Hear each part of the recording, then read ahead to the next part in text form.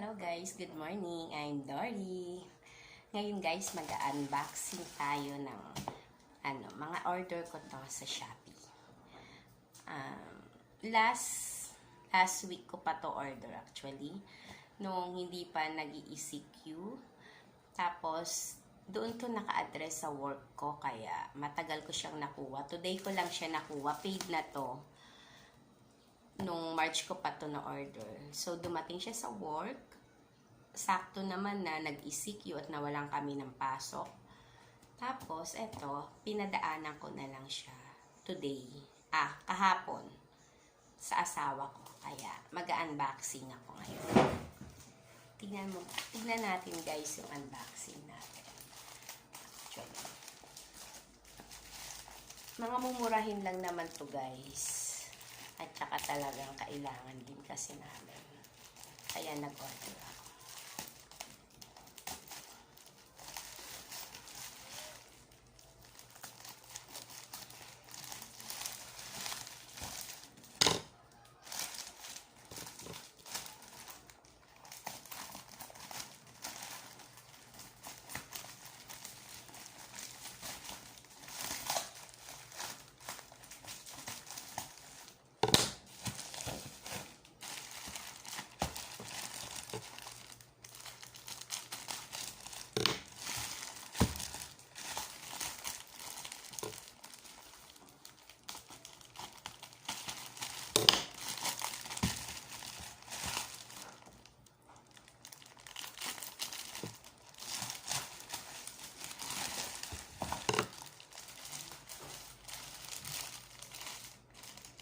Guys,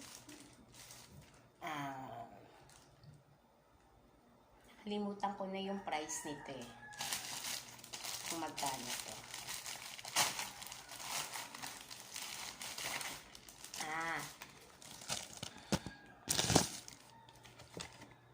Cabinet lock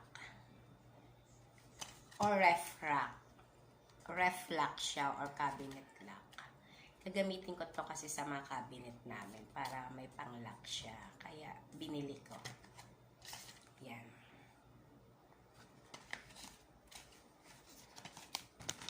Iti-testing ko mamaya kung effective.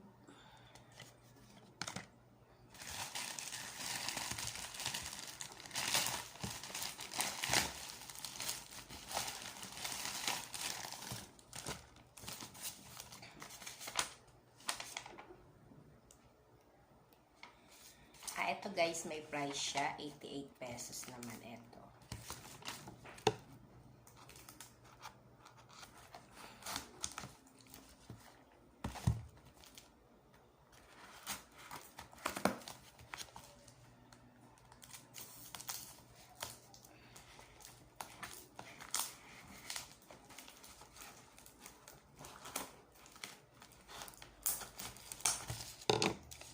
Ito guys.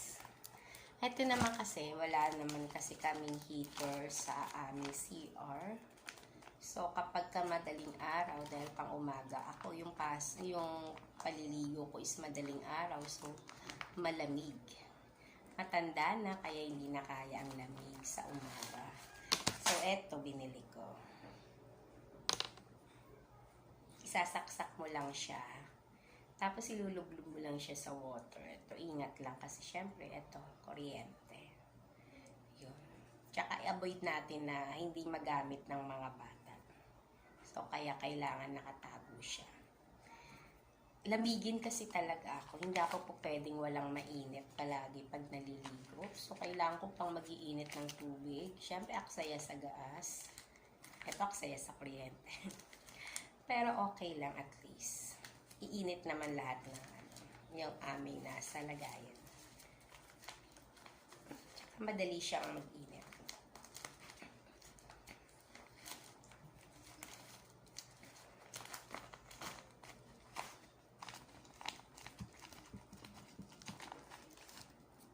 Itatry ko to guys. May lagayan din siya. Kung gusto mo isasabit.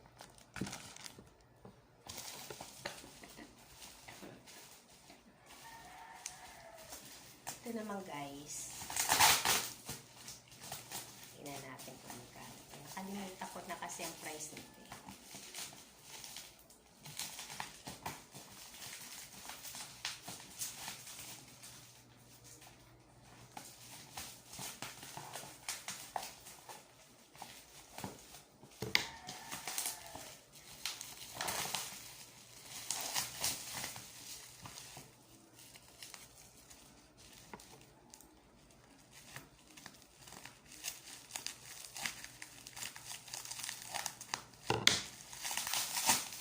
Heater to guys.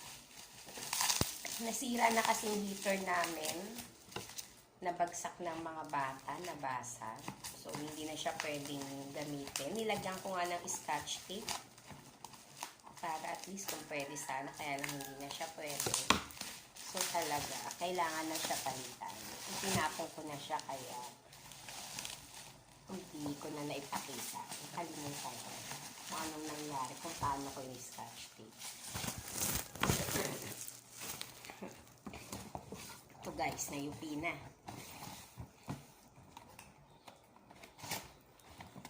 Nakalimutan ko magkano ang price nito. Tingnan natin.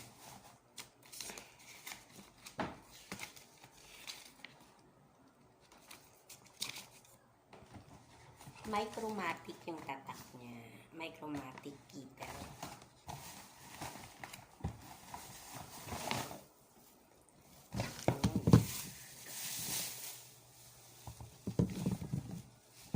So, ganito siya guys. Medyo malaki siya kaysa yung sa heater ko dati. Kasi maliit lang yun eh. So, ganito lang siya. Nakailang kettle na ako, laging nababagsak ng mga bata. Hindi ko alam kung bakit nababagsak nila. Kasi palaging may crack dito. So, nalalaglag.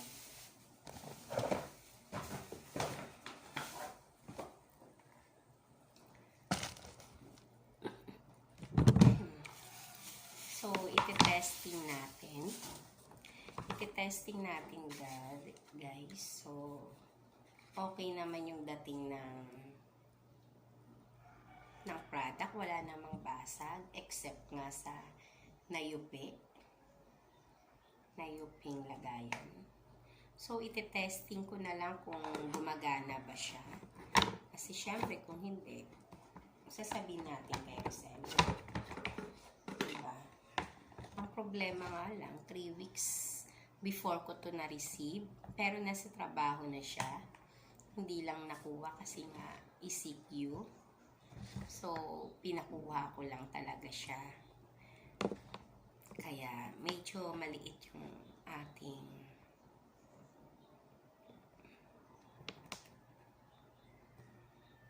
parang hindi abot dun sa aming saksakan. So, eto guys. Eto lang yung aking mga shopping. Wow, mayaman. Yayaman na. Ito lang, yung kailangan lang talaga namin. Siyempre, wala naman akong ganong pera. Yan, ito lang. Next time, is yung sa vlog ko. House tour naman tayo. Wow, house tour. Pakita ko lang sa inyo yung aming maliit na bahay. Para at least getting to know me naman. Diba? Para mas makilala nyo ako. Ayun lang. Papakita ko sa inyo. Iti-testing ko kung gumagana ba ito. Sana naman gumagana kasi parang ang hirap-hirap pang magbalik, 'di ba? May one time din akong na kuha sa Shopee. Yung order ko 3 blouse, 2 lang ang dumating. So until now, walang feedback si reseller kung kailan niya dadalhin. Pero hindi na ako maasa kasi last year pa yun, December, nung hindi pa panahon ng pandemic. So, mag-move on na ako. Hayaan mo na lang yun. Naalala ko yun actually. Kaya minsan natatakot din ako umorder, pero wala eh. Diba? Nagustuhan ko kasi to. Nagustuhan ko tong Micromatic at saka eto. Kaya umorder ako. I-testing muna natin guys. Eto. Sana maayos.